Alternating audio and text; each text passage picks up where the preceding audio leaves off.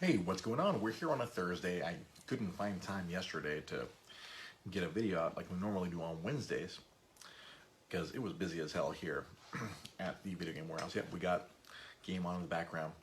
Um, so today I want to talk about an article I read last night or this morning. I can't remember, but apparently, there's a Ninja Gaiden trilogy coming out for the Switch, for the PS4, and for the Xbox One.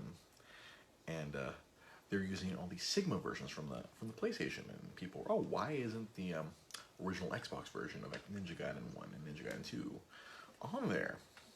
And it turns out Tecmo revealed that they don't have the source code anymore.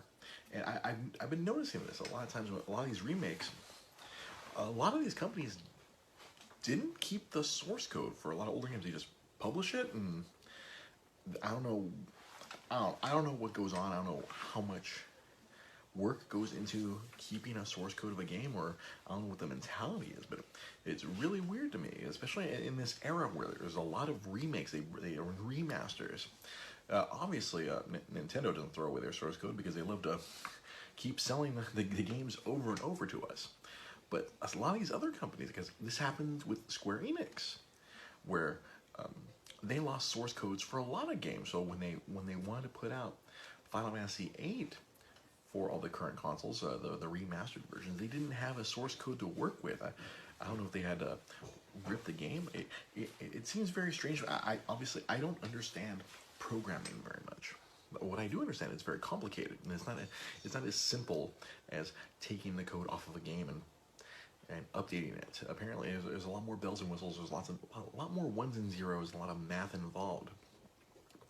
But I just find it very curious, like, a lot of these PS1 era games haven't been getting any remasters or put up on any digital stores because they didn't keep the code. Back then, it's like you publish the game, they just move on. I understand that the volume back then, especially being a fan back then, I know Square Enix felt like they were putting out an RPG every month. Back in like 97, 98.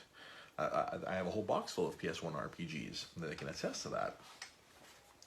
But it's very odd. It's like, oh, we can't remake that game because we lost the original code. It's like, it's insane to me.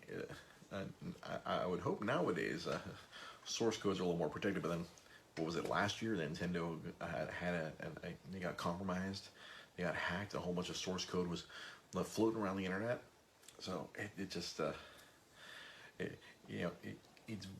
very confusing and frustrating.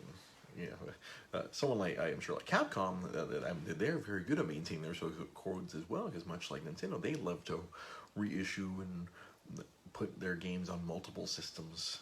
Like how many times have they released Resident Evil 4? We've talked about that on the podcast before, and there's people like me who will happily buy it over and over again. So that's just something that astounds me, and the wild and complicated world of video games that a lot of people don't understand. And it's like, as we find out more things about the inner workings, it's more crazy than we can comprehend.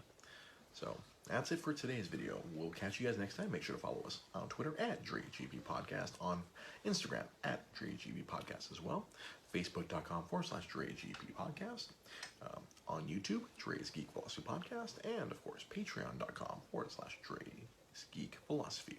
We'll catch you guys next time.